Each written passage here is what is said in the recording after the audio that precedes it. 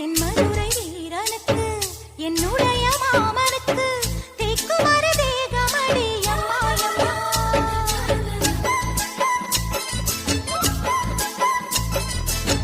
மாமன் பெற்ற பெண்ணுனக்கு மையெழுதும் கண் எதுக்கு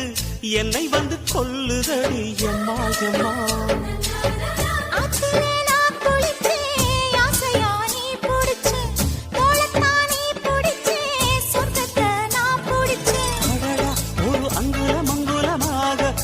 ஆசையில் முத்தங்கள் போட அதை என்னென்ன சொல்லுவேன் எப்படி சொல்லுவேன் நானே